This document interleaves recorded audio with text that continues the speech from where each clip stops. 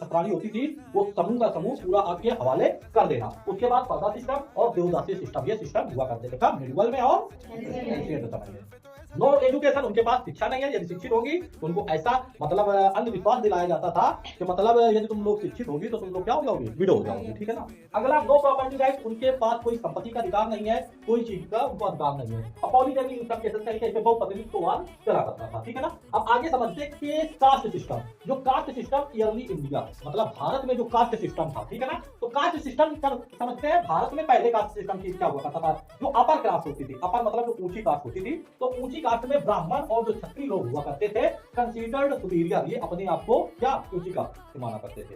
तो जो ब्राह्मण व्यक्ति होगा और जो कैसा होगा, क्षत्रिय आदमी होगा, वो क्या होगा, बड़ा होगा। उस समय पावर के अकॉर्डिंग कास्ट का क्या हुआ, चुनाव हुआ। अब उस समय जो ब्राह्मण वगैरह होता था तो मंदिर वगैरह का था, लोगों को आस्था दे दिया था, लोग क्या करते थे, दान वगैरह करते थे, ये सब चीजें थी, तो उनके पास खाने पीने के लिए पर्याप्त भोजन हो जाता था। भिक्षु मांगना, उन लोगों ने क्या किया था, भिक्षा मांगते थे, ठीक है ना, मांग करके काम चला लेंगे, तो भी ब्राह्मण की श्रेणी में आ गए। अब जिनके पास भोजन नहीं होता था, ना खा सकते थे, ना कुछ कर सकते थे, तो वो लोग क्या करेंगे, वो लोग उस समय तो पैसा इतना हुआ होता नहीं था किसी के पास, खेत का विज्ञान नहीं होता था, तो वहां पे क्या होती थी, गरीबी। जब गरीबी होगी तो गरीबी में आदमी के पास वो होगा, उसके छोटे बच्चे होंगे, तो मजबूरी में खाने के लिए उसको कुछ ना कुछ करना पड़ेगा। अब करना पड़ेगा तो कहां करेगा, जिसके पास भोजन होगा। तो जो छत्री होगा, तो छत्री कैसा होता था, ऐसे हुआ करते थे, छत्री लोग अधिकतर युद्ध लड़ा करते थे, देखा है ना।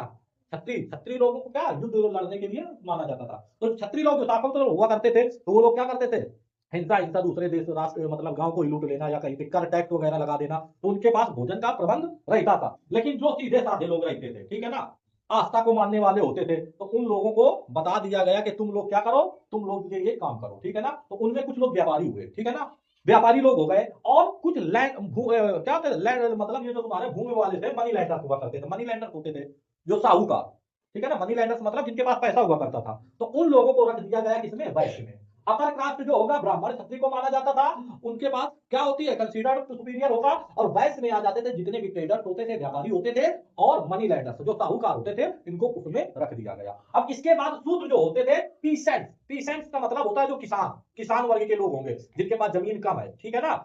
और आर्टिसंस मतलब जो आर्टिसंस है, मतलब जो आर्ट वगैरह वाले हैं, कला वाले हैं, ठीक है ना, कलाकारी करने वाले लोग हैं, तो इन लोगों को रखा गया किसमें, किसान और जो कलाकारी लोग करते थे, किसमें रख दिया गया, शूद्र में।